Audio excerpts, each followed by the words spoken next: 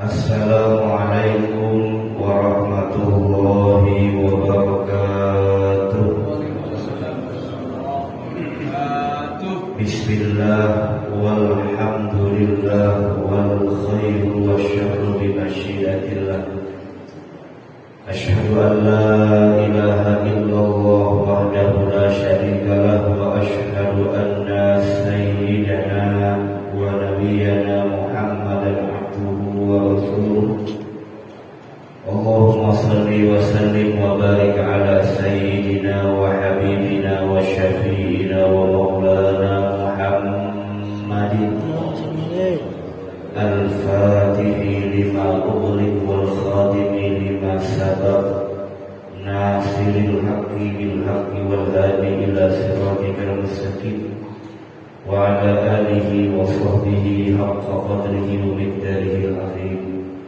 Rabbi shrah li sadri wa yassir li amri wahlul 'uqdatam min lisani yafqahu qawli. Rabbi zidna ilman nafi'a warzuqna fahman jayyidan fil laili wal nahar. Allahumma bika asbahna wa bika amsayna wa bika nahya wa bika namut wa ilaika an-nusyur. Bismillahilladzi la yadurru ma'a ismihi syai'un fil ardi wa la fis samaa'i wa huwas samii'ul 'aliim. Allahumma faqihna fid din wa 'allimna ta'wil, amma ba'd.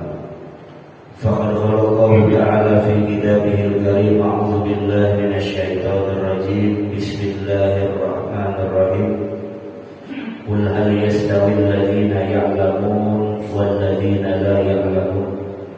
Wa qala Rasulullah sallallahu alaihi wa alihi wa sahbihi wa sallam, may yuridillahu bihi khairan yufaqihu fid din. Sadaqallahu.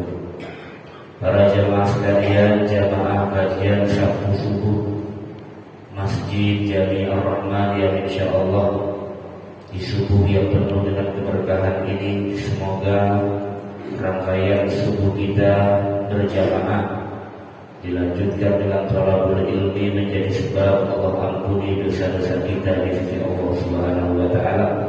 Allah karuniakan kita ilmu yang bermanfaat dunia sampai akhirat, dan juga Allah berkahi apa yang menjadi pengabdian kita, sehingga Allah berikan kita istiqomah sampai akhir hayat kita menuju Allah Subhanahu wa taala.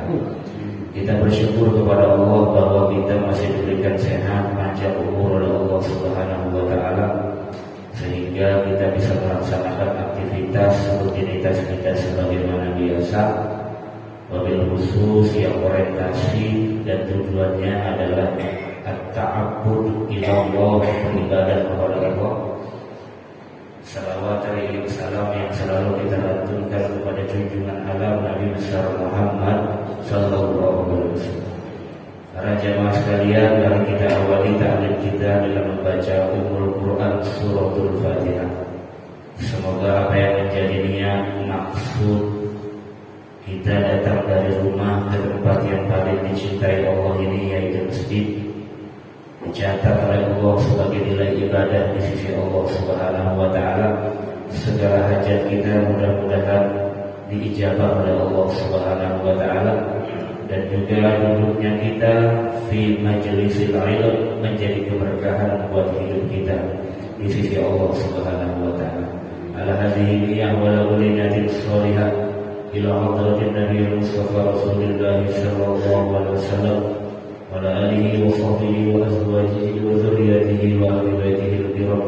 Summa ila jami'i ikhwanihi minal anbiya wal mursalin wa awliya'i wasyuhada'i was-shalihin was-sahabati wat tabi'in ulama'i al-aminin wal musannifin al-mukhlisin jami'il malaikatil muqarrabin, khususan sayyidina Syekh bin Abdul Qadir al-Jilani radhiyallahu anhu.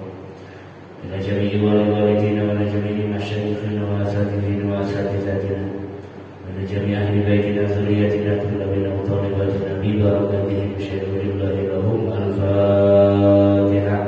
A'udzu billahi minasy syaithanir rajim. Bismillahirrahmanirrahim.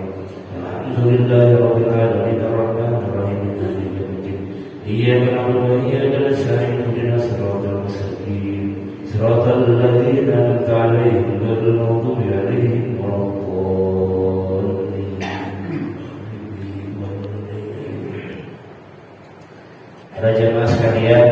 insyaallah dirahmati oleh Allah Subhanahu wa taala. Pagi ini kita akan membahas genealogi atau asbab atau historis dari munculnya perdebatan dalam konteks akidah. Sebelumnya kita sudah bahas yang umum-umum ya. Nah, kita akan bahas pagi hari ini kenapa kok sampai ada pemahaman-pemahaman akidah yang plural tentang konsep qadarnya Allah saja itu banyak timbul mazhab. Bicara qadar doang. Di takdir Allah itu murni Allah apa kita? Ini kita sekarang sembuh karena kita karena Allah. Itu timbul mazhab banyak. Kemudian kalau kita berbuat buruk itu kita apa Allah? Nah kemudian kalau kita berbuat dosa besar itu boleh masuk surga apa enggak?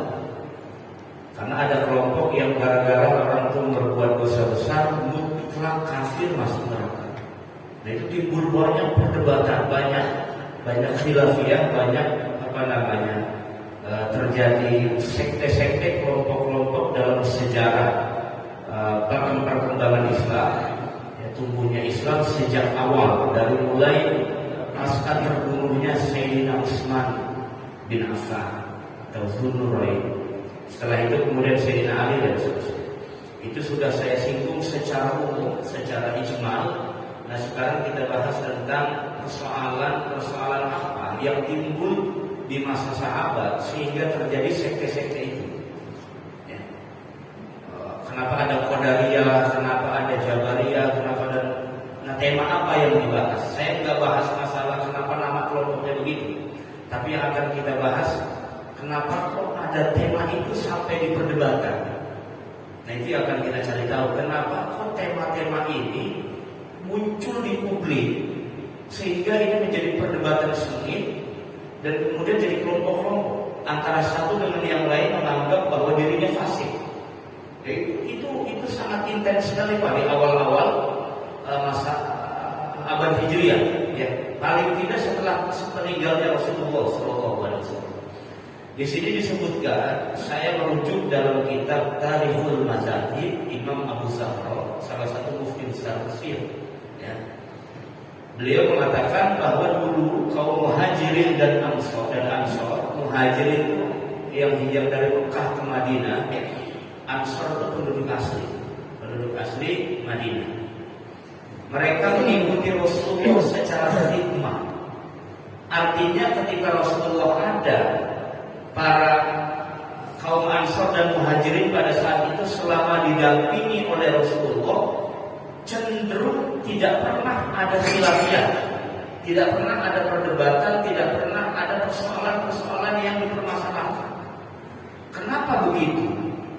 Karena setiap ada persoalan faradduhu ilallah wa rasulih, langsung disodorkan kepada Nabi Muhammad sallallahu alaihi wasallam. Ya Rasulullah, ayyul a'mal afdal. Jadi kalau ada yang enggak sah di hati sahabat dengan persoalan agama, langsung ditanya ke Nabi. Nah, dari sinilah kenapa masa Rasulullah kok anteng-anteng aja gitu. Enggak pernah ada perdebatan, tidak pernah ada perbedaan pendapat yang mencolok. Ya karena memang masih ada Rasul yang lisannya dijaga Allah, hatinya dijaga Allah. Wa ma yantiqu 'anil hawa in huwa illa wahyun yuha wa ma atakumur rasulu fakhudhu wa ma nahakum anhu fantahu. Itu dalil bahwa Nabi itu kaulnya ya, kemudian perilakunya, afalnya, takrir dan sifatnya menjadi rujukan dalam hukum syariat yang disebut dengan sunnah. Ma'udifa ila Nabi sallallahu alaihi wasallam min qaulin au fi'lin au takririn au sifatin, atau nama lainnya, nama singkatnya hadis. Ya dalilnya yang tadi itu wa ma yantiqu 'anil hawa, kemudian wa ma atakumur rasul fakhudhu wa ma nahakum anhu fantahu. Kalau masih ada nabi tanya, kalau masih ada Rasulullah tanya, karena di mana ada Rasul engkau berbuat bangor kayak bagaimanapun gak akan turun wa ma kana Allah yu'adzibahum wa anta fihim wa ma kana Allah mu'adzibahum wa hum yastaghfirun. Selama di situ ada seorang nabi dan rasul, Allah gak akan azab. Paling tidak Allah bilang pindah dulu baru saya azab tuh orang. Makanya Nabi Nuh, Nabi Lut suruh pindah dulu, saya azab baru kaummu. Kalau masih ada engkau saya gak akan azab. Karena masih ada orang yang dicintai Allah di situ. Allah gak akan mau mengazab satu kaum kalau masih ada seorang nabi dan rasul di situ. Pasti diselamatkan Allah. Jadi karena ada perbedaan pendapat di zaman Rasulullah, orang sekarang kan ukurnya begitu. Udah ikuti Nabi aja, nggak pernah ada perbedaan pendapat. Ya wajar nggak ada perbedaan pendapat, karena pada saat itu semua persoalan dibalik kepada Rasulullah, disodorkan langsung kepada Rasulullah. Problem umat ini adalah sepeninggal Nabi besar Muhammad Sallallahu Alaihi Wasallam. Kenapa? Sahabat kehilangan tokoh. Tidak hanya tokoh agen perubahan sosial yang bisa merubah akhlak bangsa Arab pada saat itu, yang tidak ngerti secara intelektual dan secara rohani mana baik buruk, mana yang pantas secara etika sosial, mana yang tidak. Bukan berarti orang-orang Arab tidak kenal Tuhan, mereka kenal Tuhan, mereka kenal kata Allah, kenal. Tapi Allah yang dimaksud yang bagaimana dia tidak tahu itu, karena masih mengikuti agama-agama dulu, agama dulu. Maka bapak dan ibu Nabi itu masih mengikuti agama Hanif, yaitu Sayyidina Ismail bin Ibrahim alaihissalam. Cuma jaraknya terlalu jauh sehingga terjadi kekosongan kenabian. Dalam istilah agama atau istilah ilmu tauhid namanya masa fatroh. Fatroh itu masa kekosongan kenabian. Dimulai kemudian muncullah Nabi Isa alaihissalam. Nabi Isa alaihissalam dengan Rasulullah jaraknya jauh sekali, 300 sampai 400 tahun. Hampir 5 abad baru turun lagi Nabi di bangsa Arab, bukan dari bangsa Yahudi. Jadi wajar sekali banyak yang kemudian melenceng, kemudian masih mengikuti agama nenek moyangnya. Mereka lebih senang menyebut agama kami Yahudi, bukan pakai kata din, bukan. Kami ini agamanya Nasoro. Orang-orang pengikut Isa, Nabi Isa alaihissalam. Yahudi masih mengikut agamanya Nabi Yusuf, Nabi Musa, ya, Nabi Musa dan Harun dan seterusnya. Nah, maka karena masih ada Rasulullah, semua pertanyaan sahabat, apa yang ganjal dalam hati sahabat dalam persoalan agama, wa huwa yas'aluna Rasulullah, mereka langsung menanyakan kepada Nabi besar Muhammad sallallahu alaihi wasallam. Jadi anteng-anteng saja.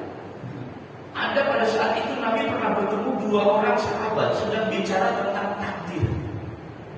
Kemudian ditegur Rasulullah sallallahu alaihi wasallam, apakah aku diputus untuk sekedar engkau ini berdebat persoalan takdir?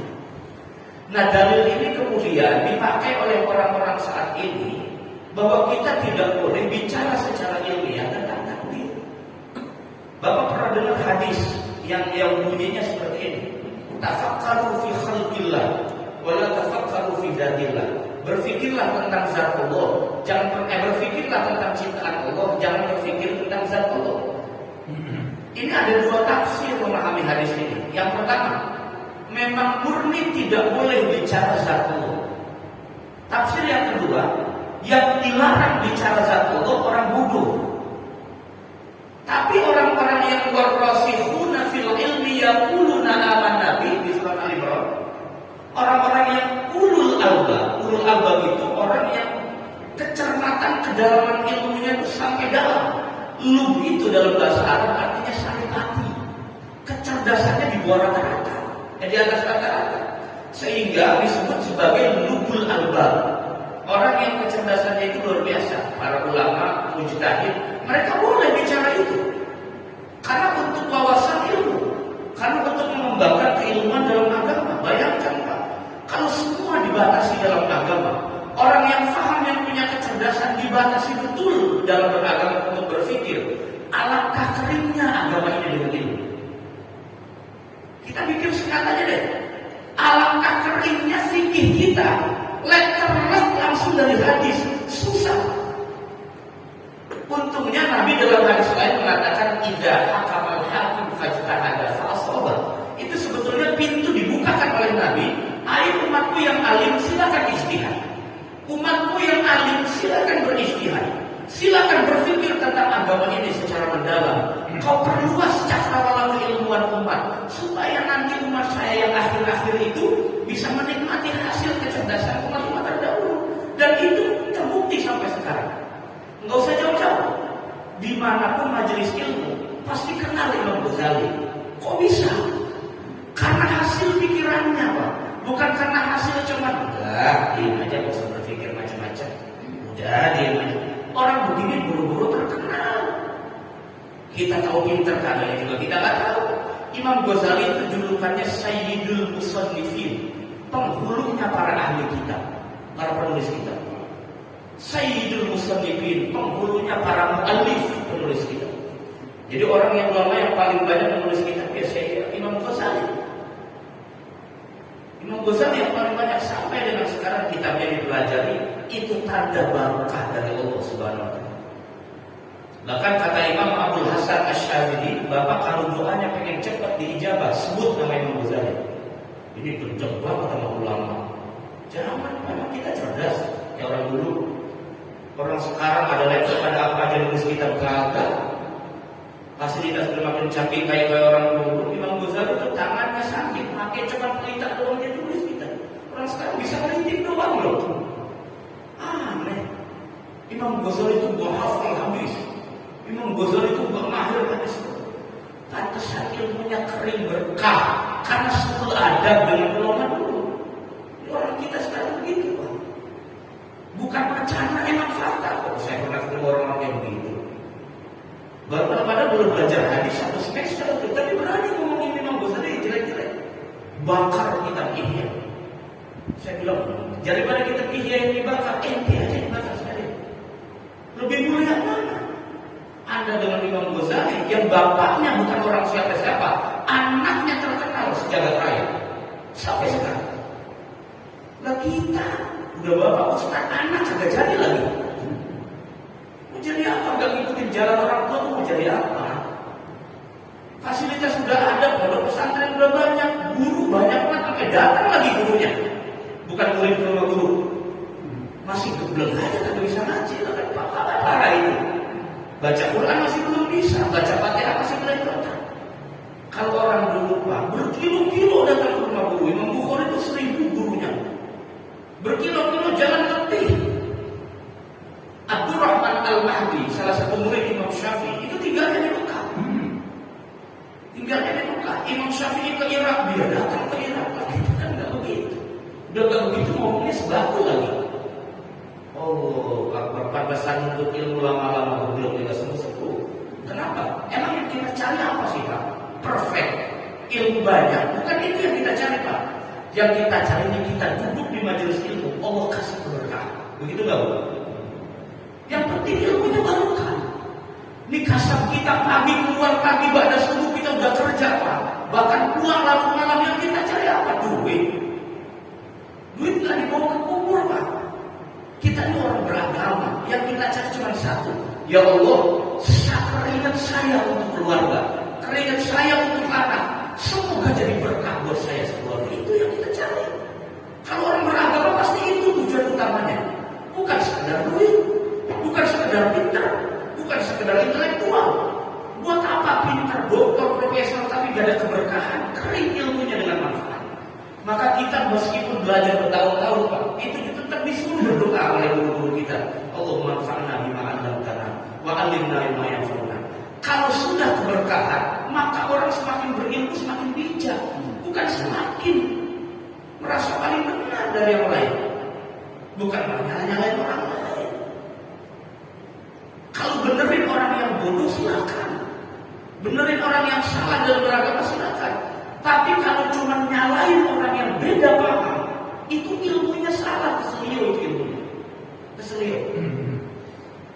Udah masuk ke sana, berobat ke gopli. Gimana? Bergetar juga kadang-kadang saya kalau melihat yang dulu juga saya pernah mengalami masa-masa di mana saya tuh Pak sering bilang salah ini salah ini salah ini. Saya pernah merasa dulu pernah mengalami masa begitu. Awal-awal lulus pesantren. Lulus pesantren, datang betenteng ya. Masya Allah, saya nggak boleh. Sekarang semakin kita banyak membaca, semakin kita bertanya ke guru. Kullama idza sarafiqu wa nazru qala inkaru ala nas. Semakin sedikit mengingkari orang lain. Yang ada adalah meluruskan, mengajak kepada yang baik. Begitu. Kembali lagi. Mana kita ini? Jadi gak pernah ada perdebatan. Sepeninggal Rasulullah baru ada. Paling tidak di sini disebutkan pada masa Sayyidina Umar ibn Khattab radhiyallahu anhu. Beliau itu pernah ditanya oleh seorang sahabat, "Ya Khalifah, kamu ini mau lari dari takdir Allah atau memulai saja itu?" Ya, saya rasa bapak pernah dengar yang begitu ya. Sayyidina Umar itu pernah ditanya, hal nafirru min qadarillah ila qadarillah. Kamu ini lari dari takdir Allah apa bagaimana itu? Bukankah secara iman kita nggak bisa keluar dari takdir? Ini udah mulai nih Pak. Ini udah mulai. Sahabat tuh bingung soal takdir itu. Udah mulai. Apa jawaban Umar? Enggak. Nafirru min qadarillah ila qadarillah.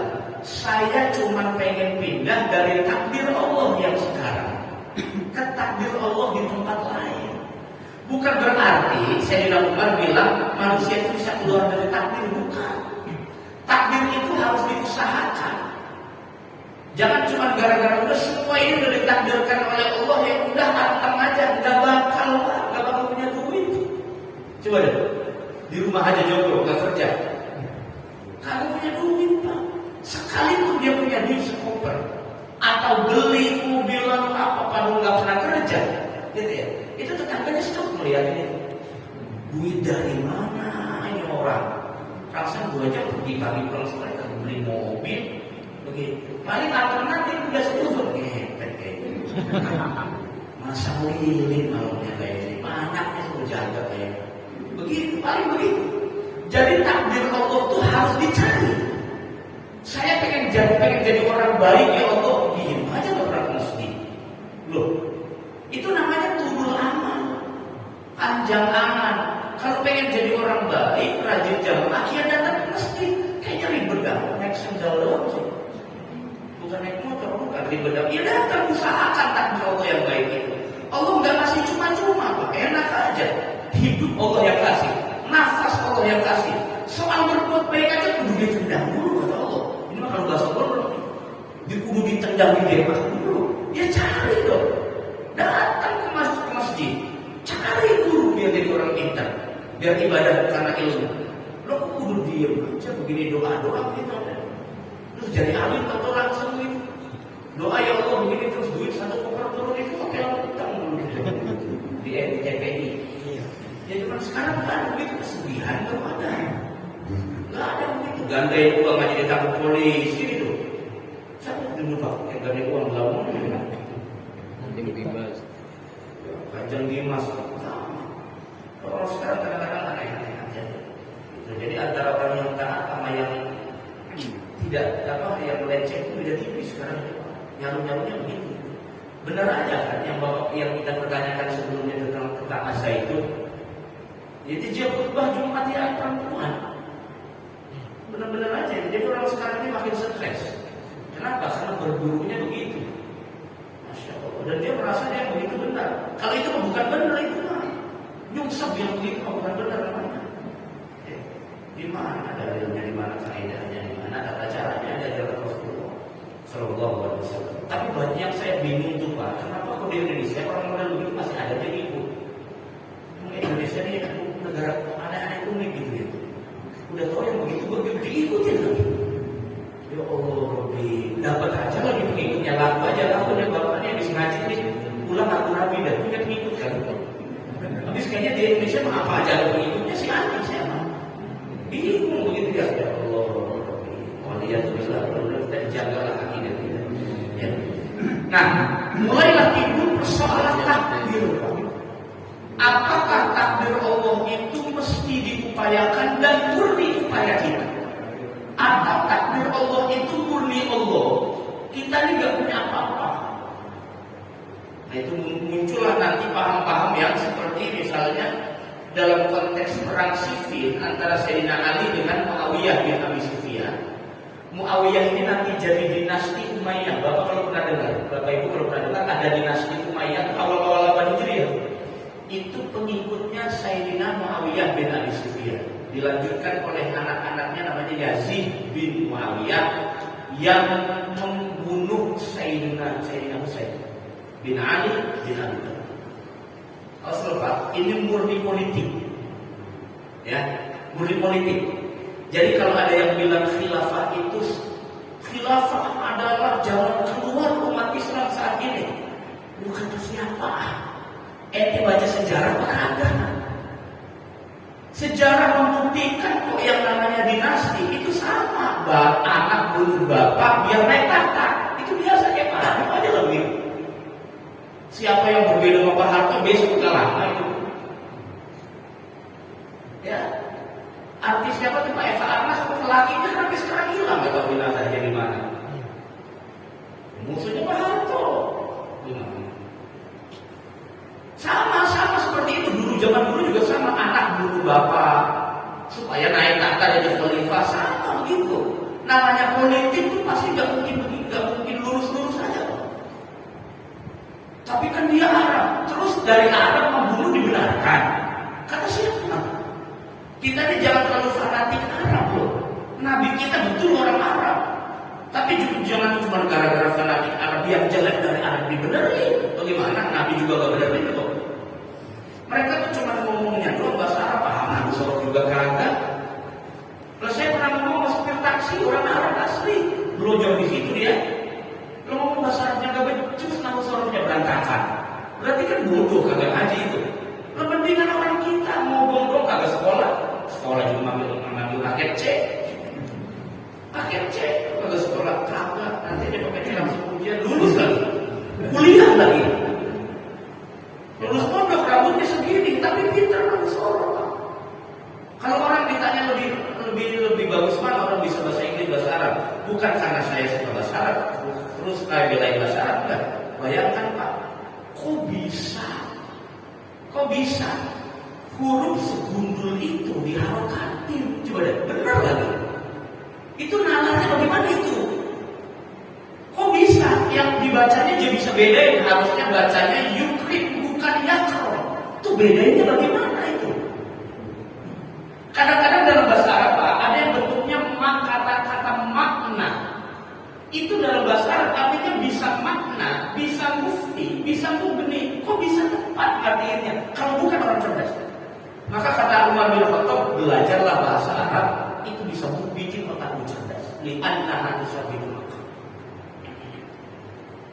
Jadi sampai sekarang saya baru tahu jawabannya, kok bisa ya orang pakai C. Tapi kagak geblek gitu. Ternyata belajar harus sekolah bikin dia pintar. Kalau nggak sekolah lah, gue yang sekolah. Kadang-kadang ilfil juga begitu sama anak-anak pesantren. Coba dia pakai C sekolahnya.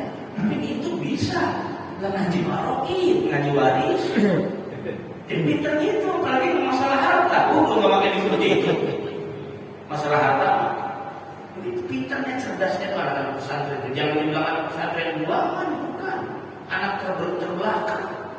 Dulu bandar masuk pesantren aja udah begitu orang tua sekarang. Jadi masuk pesantren bukannya tujuan utama, malah tujuan terakhir. Emang apa masuk pesantren? Masya Allah kiai ini anak udah kayak anak setan lah. Gak kenal aku. Dapat anak setan lagi. Dulu yang lahirin dulu bandel banget kiai, dibilang bapaknya kagak mau, bandel banget. Dibilang emaknya jaga kagak ngorin, dibilang tetangga dia timpa. Ya iya tetangga. Masih ada begitu udah segala pesantren. Akhirnya tuh kiai yang harus dada. Masya Allah ngapa sampah dikasih kemari. Juga bengkel kali, ini bengkel suci. Enak lu pulas di rumah, gue yang agak pulas tidur kata kayaknya. Ngurusin anak lu, bandelnya begitu. Makanya saya berpendapat, saya kalau mengajar bulan wali santri, saya ceplosin aja Pak. Nengokin anak-anak buang buat tentengan buat siapa tuh buat anak. Kiai lo ngurus kering, ngurusin anak lu. Lalu lu tidur pulas banget di rumah, kagak mikirin anak. Ustaz kan ngurus krempeng, kagak makan. Malam ngurusin anak nyambar bandel. Masya Allah, buat tentengan aja pakai pelit medit korek pantat kuning sama pegel mulu belajar. Orang guru pelit, bagaimana itu? Guru mah bukannya minta, bukan. Cuman kalau minta dikasih kagak kebangetan. Gitu doang. Lah anaknya ngurusin, kalau paling ikhlas guru pesantren paling ikhlas. Seberapa sih Pak? Paling ikhlas. Cuma kadang-kadang karena sekarang orang tua itu ngomongin anak salahnya. Akhirnya begitu, pulang mondok 6 tahun tetap masuk pabrik, kecipupa kerjanya.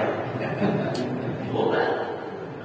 Tetap masuk pabrik, kan bodoh. Saya bilang bodoh aja bodoh amat loh. Anak sekarang apa takutnya tinggal di rumah tuh lulusan pesantren apa? Ragu sama ilmunya. Oh jadi Ustaz punya duit kali ya? Jangan punya mantu Ustaz, duitnya kan gablok. Mendingan yang kerja-kerja gajinya UMR. Bangsa saya jadi Ustaz, saya mobil punya ada. Kagak susah-susah banget, kok bisa sekolah sampai S3? Kagak susah-susah banget. Ternyata persoalan yakin atau tidak yakin. Izil fatah aslak iqadihir rufi wa kullu man lam yakin lam yantafi. Anak muda kalau sudah keyakinannya rontok, jangan usah ngandelin manfaatnya anak muda. Dicabut langsat tuanya. Anak muda itu satu kuncinya yakin dengan ilmu. Gitu. Makanya baru saya heran kalau sekarang tiap tahun banyak lulusan pesantren di rumah begitu-begitu banget. Jadi mampu seumur hidup. Kagak jadi imam, kagak ngisi kajian, kagak. Apa kagak jadi mampu untuk Allah. Alhamdulillah min dzalik. Mudah-mudahan anak kita yang masih ada pesantren itu motivasi. Datang ke rumah kiai minta didoain, begitu. Ya, minta didoain. Ustaz, Pak Kiai doain ya. Anak saya siram pakai mukanya. Karena saya dulu awalnya begitu juga. Bukan disiram, bukan. Tapi saya bukan disiram. Cuman sering dijanji orang tua. Tuh ayah sendiri Pak. Setiap mau pulang, ini kan saya masih kecil, langsung pesantren. Pakai dan anak saya. Mungkin itu kali. Bukan gara-gara saya serius ngobrol. Kalau mau serius ngobrol masih banyak orang yang serius. Saya malah terkenalnya bandel ngobrolnya, bukan pintar, bukan tahu. Keberkahan. Semuanya karena keberkahan dari Allah Subhanahu wa taala. Ini para jamaah sekalian rahmati Allah Subhanahu wa taala. Wa za'ama ba'dun nas anna al-iman bil qadari ma fil qadar. Faqila li Umar indama imtana'a an dukhuli Madinah fiha qaum. Dulu kan ada wabah. Nah Umar tuh bilangnya begitu Pak, nasfiru minal qadar ilal qadar. Saya akan beralih dari takdir Allah ke takdir yang lain. Nah, faham kita umumnya di Indonesia ini kan faham Ahlus Sunnah wal Jamaah. Awas loh Pak, ini masih ada orang yang bilangnya nggak ada jamaahnya. Kami Ahlus Sunnah. Ini jamaahnya hilang. Nah kalau kita umumnya Ahlus Sunnah wal Jamaah. Jamaahnya hilang, dia bilangnya cuma nahnu Ahlus Sunnah. Kami ini Ahlus Sunnah. Siapapun mau mengaku Ahlus Sunnah silakan. Karena kata-kata Ahlus Sunnah nggak pernah disebut oleh Nabi, nggak pernah disebut oleh sahabat. Dia baru ada pada awal, pada pertengahan, pada abad Hijriyah masuk tahun kedua. Ya, baru ada kata Ahlus Sunnah wal Jamaah. Zaman Nabi nggak ada itu.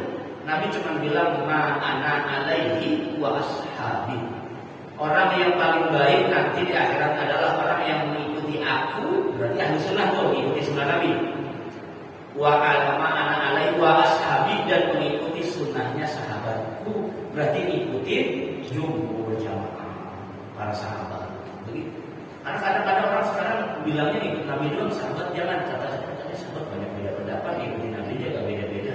Dan bagaimana orang Nabi yang turun mengikuti sahabat? Sahabat Nabi seluruhnya, yang 4 ini yang dijamin oleh Nabi, bukan dijamin Allah, dijamin Nabi. Nabi bilang, insya Allah apa saja yang diputuskan oleh 4 ini nih, Abu Bakar, Umar, Utsman, Ali, itu dalam petunjuk Allah Subhanahu wa taala. Itu Allah semuanya. Enggak usah khawatir. Ya. Cuma belakangan kan karena terlalu takut, terlalu apa begitu. Padahal mereka itu berburu langsung dengan Nabi Muhammad sallallahu alaihi wasallam. Timbullah kemudian persoalan yang disebut dengan qadar. Dalam Ahlus Sunnah wal Jamaah, dalam persoalan qadar itu sebetulnya kita ambil jalan tengah. Ada orang terlalu ekstrim bicara qadar. Ini zaman Nabi. Zaman Nabi. Sayyidina Ali kan punya istri 2. Yang pertama Fatimah, punya anak berapa? 4 ya. Terus Fatimah meninggal, gak lama Rasulullah meninggal tuh Fatimah nikah lagi Istrinya namanya Khawlah binti Ja'far dari suku Bani Hanifah, bukan Quraisy, bukan. Kan kalau Sayyidina Ali Quraisy kan, dia bukan suku Quraisy, bukan. Jadi nikah di luar suku. Ya, nikah di luar suku, namanya suku Bani Hanifah dari Bani Ja'fariyah. Khawlah binti Ja'far punya anak satu, namanya Muhammad bin Ali bin Abi Thalib. Muhammad namanya dinamai karena saking cintanya pada Rasulullah. Muhammad bin Ali bin Abi Thalib. Pertanyaan saya, itu yang keturunan Muhammad jadi Habib kan? Ini kan lagi viral masa kita terputus apa enggak? Nah, jangan-jangan keturunan Nabi itu enggak hanya dari jalur Husain, jalur Sayyidina Hasan, ini jalur Muhammad juga sama. Kenapa? Darahnya Sayyidina Ali ada di situ, Pak. Dan Sayyidina Ali itu sepupu Nabi besar Muhammad sallallahu alaihi wasallam. Cuma kan kita terfokusnya pada Fatimah binti Rasulullah sallallahu alaihi wasallam. Padahal abangnya Sayyidina Ali namanya Ja'far. Punya abang namanya Ja'far bin Ali dan Ja'far bin Abi Thalib. Itu mukanya, jalannya, ngomongnya persis Nabi Muhammad sallallahu alaihi wasallam. Belum bisa tahu dari mana, Ustaz? Baca di sejarah. Paling tidak ada 4 orang yang mukanya, jalannya, ngomongnya dari Rasul. Yang pertama Fatimah, itu dari jalannya. Terus duduknya, ngomongnya persis Rasulullah, gaya-gayanya. Yang kedua abangnya Sayyidina Ali, Ja'far. Itu persis, mukanya persis Rasulullah. Kalau pengen tahu bagaimana wajah Rasulullah itu, maka disuruh lihat Ja'far bin Abi Thalib. Begitu Rasulullah itu mukanya. Padahal seperti itu. Artinya darah Nabi dengan Sayyidina Ali itu kental sekali, kuat secara asbab. Kalau bahasanya Imam Qurtubi itu asbab, lebih kokoh, lebih kuat. Saya nggak akan bahas tentang terputus atau tidak, karena itu kita sudah imani bahwa zuriat Nabi sudah terputus sampai akhir zaman. Ini mah persoalan ilmiah yang boleh dibantah. Namanya ilmiah ya, bisa benar, bisa salah. Kalau kita membantah, kita pakai ilmiah juga, jangan pakai emosi. Kalau pakai emosi, Bapak kelihatan bodoh jadi pakai data, pakai ilmiah juga, baru setara kita. Sama kayak orang kagak pernah kuliah, komentarin profesor, kan bodoh itu. Sama saja sedang mempertontonkan kebodohannya. Profesor bukan komentarin profesor. Anda bukan profesor itu baru setara, baru komentarin. Itu ya.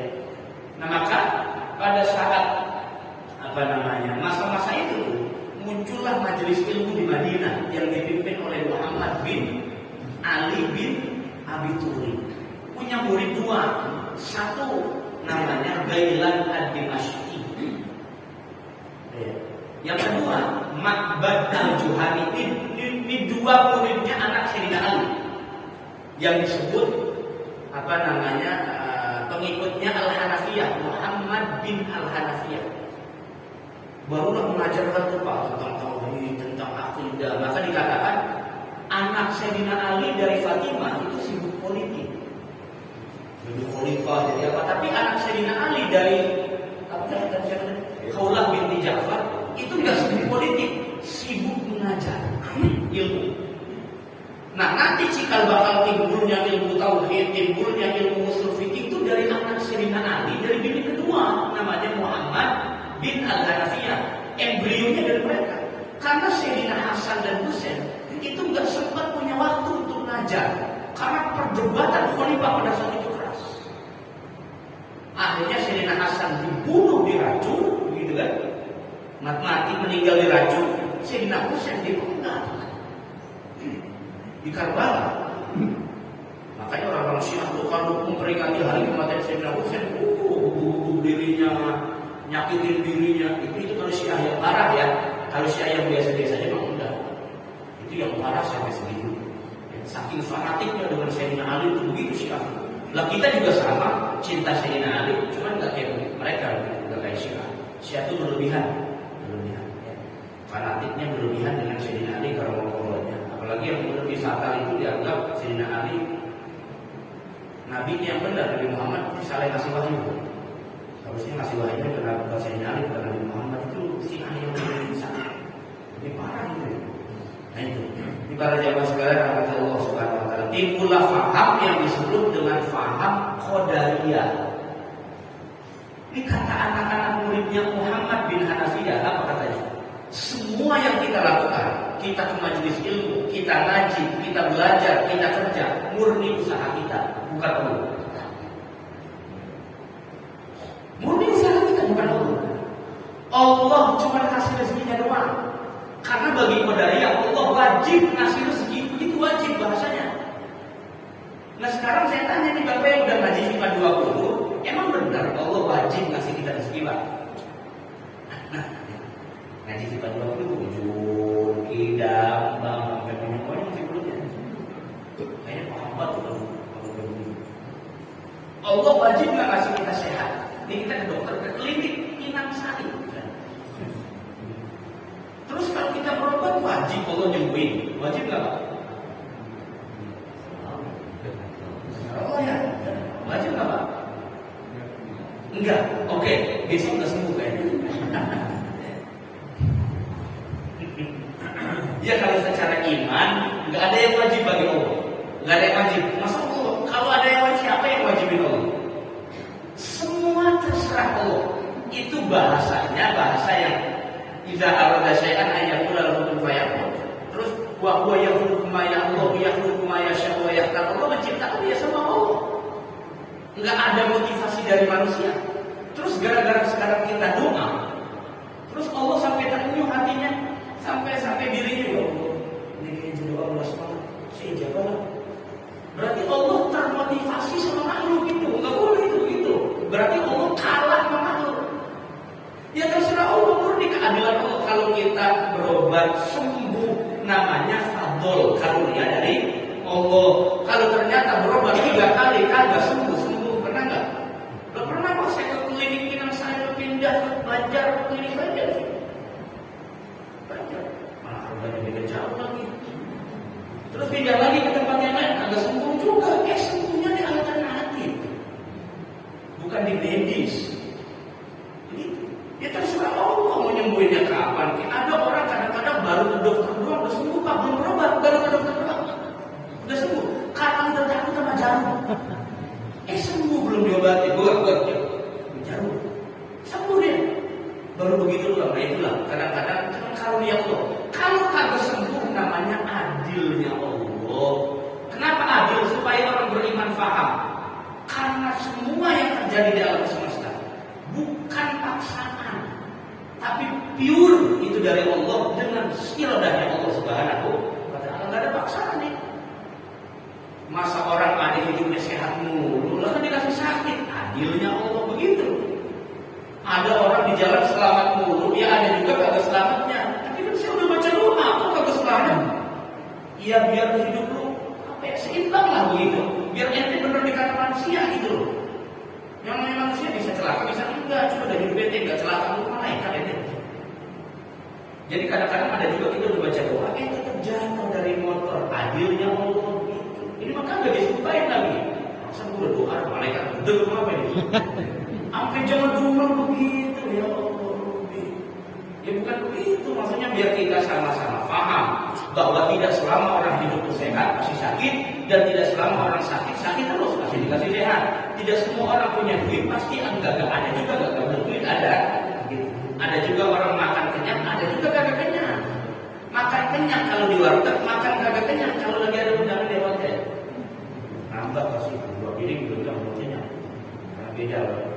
Ini para jemaah sekalian rahmatullah. Jadi ini murid-muridnya Imam Muhammad bin Hanafiyah punya paham namanya qadariyah. Qadariyah itu semua yang dikerjakan makhluk baik buruk itu dari makhluk, bukan Allah. Allah nggak penting ngurusin begituan. Pertanyaan saya tadi begitu simpelnya. Ini kita ngaji sekarang temanya ini, yang isi saya Allah tahu nggak? Apa sih? Ya tahu, jawabannya tahu dong Pak. Tahu cuma sedetail itu betul apa enggak? Itu Ustaz lah yang jawab. Bukan aja gitu jalan aman. Ya secara iman betul Allah tahu gimana. Kita kan baca ayat kursi, Allahu la ilaha illa huwal hayyul qayyum. Makanya demi itu pasti takut ayat kursi. Kenapa? Karena isinya cuma masalah Allah. Jadi kalau baca ayat kursi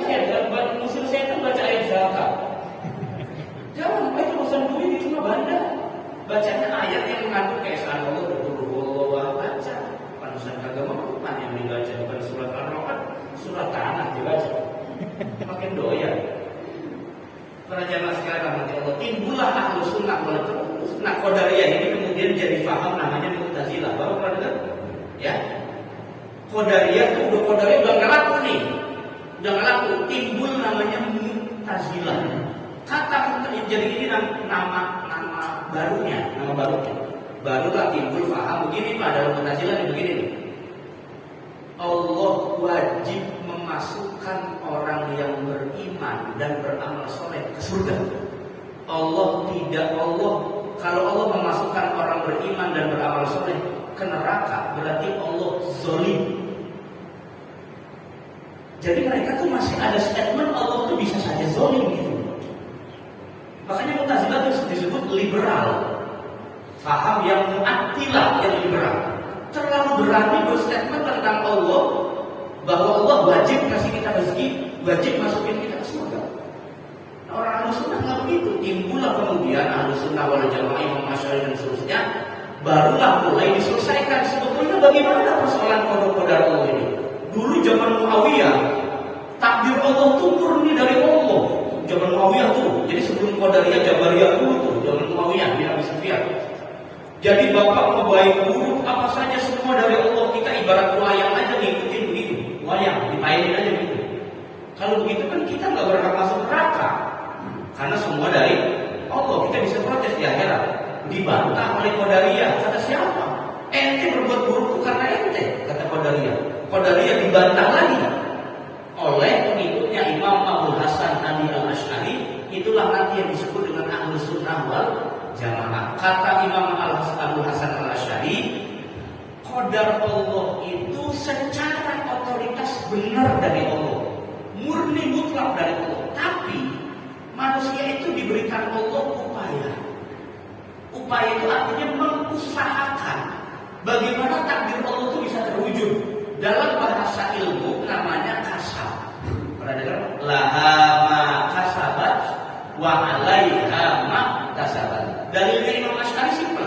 Wa an laisa lil insan illa ma sa'a. Ayat itu ditafsirkan bahwa makhluk manusia itu punya kasab. Kasab itu upaya. Meskipun hasil akhirnya itu yang nentuin Allah. Di Bapak udah sungguh-sungguh, pernah nggak ngalamin begini Pak? Udah sungguh-sungguh, gagal hasilnya, pernah? Nah itu yang maksud Imam Asy'ari begitu. Walaupun Anda sungguh-sungguh, hasil endingnya tetap Allah yang nentuin. Loh kalau begitu ngapain kita usaha? Loh Anda punya doa, Anda punya tawakal, Anda punya sesuatu yang diajarkan Rasulullah. Fa'iza azamta fatawakkal. Allah minta sama Allah Subhanahu wa Ta'ala. Bukan berarti meninggalkan kasab, upaya, sehingga kita menjadi seorang muslim yang bagus. Nah, sampai sekarang akhirnya paham-paham ini masih terus berkembang, cuma tidak bawa label-label Mu'tazilah. Ya, Mu'tazilah itu sekarang sudah gabung dengan Syiah. Mazhabnya udah nggak ada, cuma secara paham gabung dengan Syiah. Jadi Bapak jangan heran kalau Syiah sekarang itu masih kecil sudah wajib belajar filsafat. Karena orang-orang Mu'tazilah itu ahli filsafat. Ya, jadi wajib belajar filsafat, sama seperti di Korea Selatan wajib belajar militer. Sejak kecil wajib belajar militer, itu sudah diwajibkan sejak kecil oleh negara. Kalau kita kan enggak, karena nggak diwajibkan, jadi kadang-kadang ya harus support lah, jadi harus support lah, harus support. Ya, ini para jamaah sekalian rahmati Allah, nanti kalau saya jelasin bisa HP2. Jadi sampai situ nanti kita lanjut lagi pada pertemuan. Ya Bapak, dari penjelasan tadi ada yang mau ditanyakan dari Pak Bapak tadi? Ya Pak Cecep, silakan Pak Cecep. Pencet yang lama. Nah.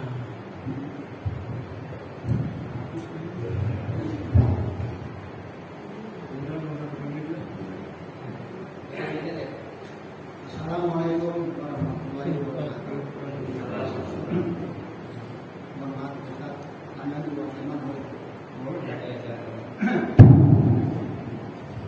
sebagaimana kita ketahui dalam pelaksanaan sholat Jumat, ada yang azannya sekali, ada yang azannya dua kali.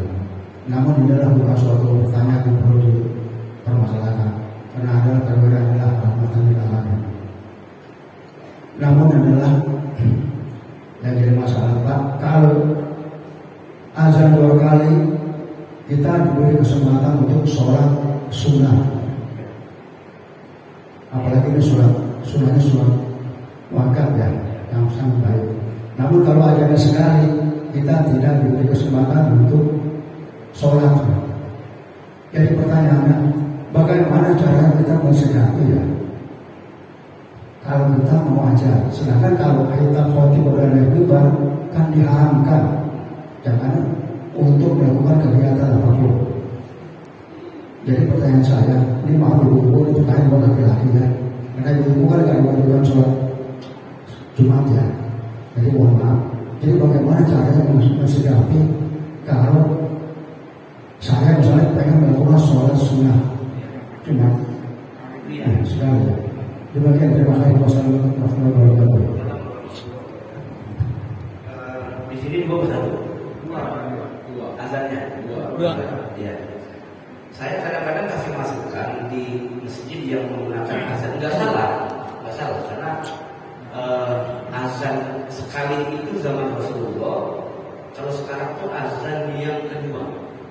Jadi azan yang dari Rasulullah itu azan yang kedua ketika khatib mau naik mimbar. Nah, azan yang pertama itu ijtihadnya Sayyidina Utsman bin Affan, karena ketika sudah naik mimbar, ya ini zaman Utsman, kok masih sepi masjid ini. Jadi maka disuruh azan 2 kali, azan lagi. Jadi azan pertama mengingatkan sudah masuk waktu, azan kedua baru imam naik mimbar. Nah, saya pernah khutbah di beberapa masjid yang memang azannya sekali, bukan pernah, sering malah. Tapi ya saya ikutin bagaimana masjid di situ. Cuma kadang saya kasih masukan begini, tolong panitia Jumat atau pengurus masjid sebelum azannya dikumandangkan dia umumin dulu nih, para jamaah sekalian sekarang sudah masuk waktu zuhur, dipersilakan untuk sholat sunnah qobliyah sebelum muadzin azan. Kami kasih waktu 3 menit, itu lebih bijak supaya dapat sunnahnya qobliyahnya dapat, qobliyah Jumat, dan azannya juga tetap dapat sekali. Gitu. Cuman umumnya mah nggak dikasih begitu, langsung saja dia azan, imam naik. Kayaknya kalau begini kita keluput atau ketinggal kesunahan qobliyah. Padahal zuhur itu kan disunahkan 4 rakaatin qoblaha wa 4 rakaatin ba'daha. 4 rakaat sebelum zuhur, 4 rakaat setelah zuhur.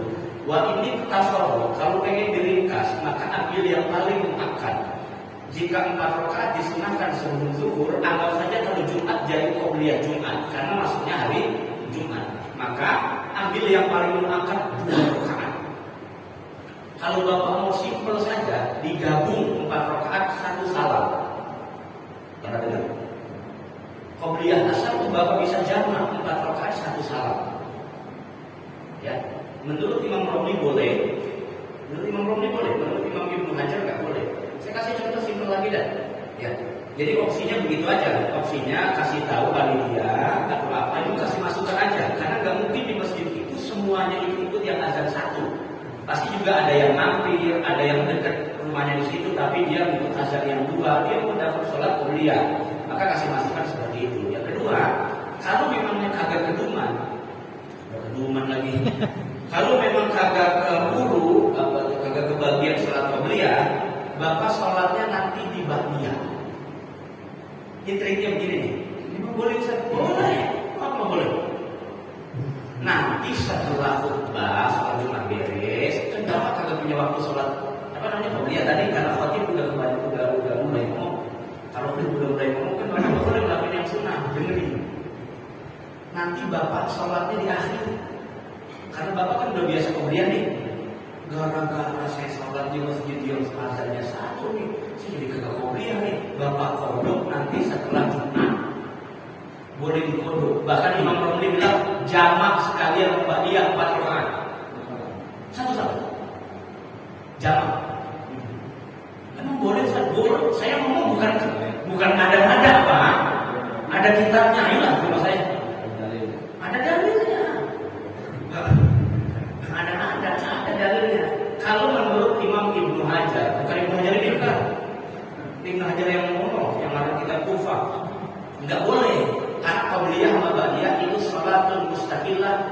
Terus yang satu lagi sholatul kufur. Tapi kata Imam Romli, tujuannya sama, namanya sholat sunnah rawatib, maka niatnya boleh digabung. Jadi arba'a raka'atin bi taslimatin wahidah, satu kali salam jamaah 4 rakaat. Kalau kemudian tidak keduman, di akhir di jamaah ba'diyah beres urusan. Jadi orang semakin paham semakin enak peraturannya. Untuk masyarakat, saya satu. Assalamualaikum Ustaz. Menyambung pertanyaan dari Pak Cecep tadi, masalah qobliyah subuh Ustaz. Qobliyah subuh itu kalau kita sudah terbiasa qobliyah subuh, lalu sampai masjid sudah qomat, kita kan sudah tidak boleh qobliyah subuh. Nah kita laksanakan setelah sholat subuh, boleh Ustaz?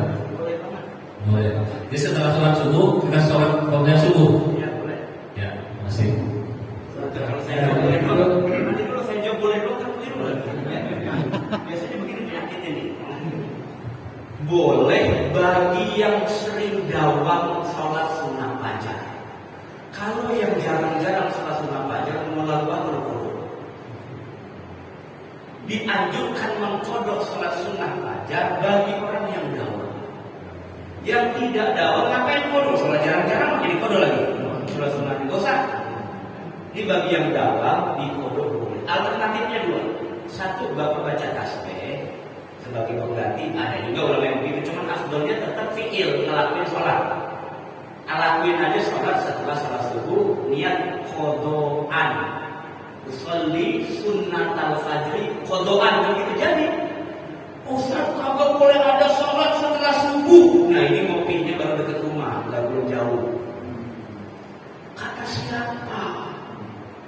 Nggak boleh sholat setelah sholat subuh. Yang kagak boleh itu sholat ba'diyah, karena nggak ada.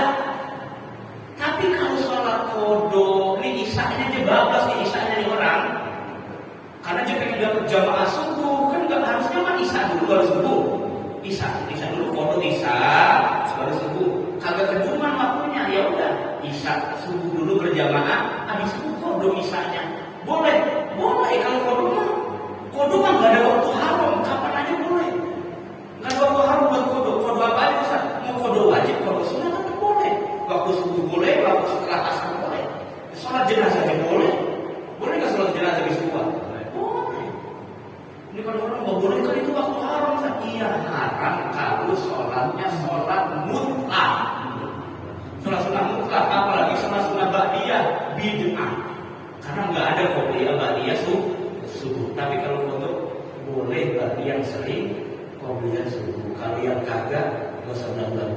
Nggak usah ulang-ulang lagi qobliyah sunnah lagi. Ya, masih ada batas saya. Berarti saya nih. Assalamualaikum warahmatullahi wabarakatuh. Ini mengenai tentang khilafah Ustaz. Itu mengenai Bagi kami masyarakat yang awam tentang politik, apalagi tentang sejarah khilafah, ketika digaungkannya tentang khilafah di kita, wajibkah kita mengikuti? Bahkan kalau kita tidak mengikuti tentang khilafah, bahkan tidak menunggu kita berdosakah kita? Terima kasih Ustaz. Ya, yang pertama, Al-Quran dan hadis tidak bicara sistem pemerintahan. Al-Quran dan hadis hanya bicara patuhi ulul amri. Kalau kita beriman kepada Quran, patuhi ulul amri yang sah. Pak Ustaz, tapi kan dia pemimpinnya begitu, bukan partai yang saya pilih. Mau partai yang ente pilih, dia mau bukan. Kalau dia pemerintah yang sah, Anda tidak taat dengan pemerintah, Anda ingkar dengan Quran. Udah saya bilang begitu aja. Pakai lebarannya Jumat lagi, ya tidak ada salah sih. Kan pemerintah satu. Anda kalau ngikutin Quran, ikutin dulu lagi. Tapi kan ikutin ulama Ustaz. Yang wajib mengumumkan itu pemerintah secara hukum fikih. Karena pemerintah itu menyatukan umat, punya otoritas. Clear dari sini. Karena kemarin ada murid saya waktu lebaran ngomong begini Pak. Saat saya ketemu Ustaz lain, dibodoh-bodohin katanya. Lu ngaji nggak lu? Kalau ngaji, ikutin yang Jumat. Saya jadi nengah gitu Pak. Saya pengen balikin aja tuh. Dia yang nggak ngaji. Kalau orang ngaji pasti ikut pemerintah.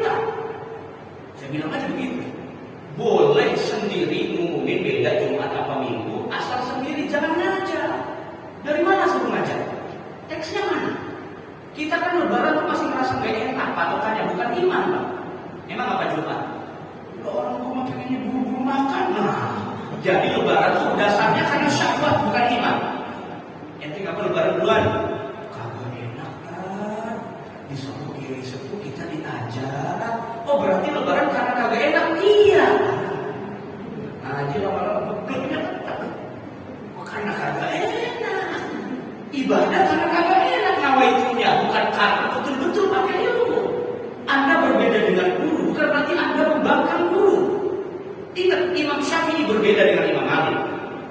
Itu kan kita harus paham yang begini.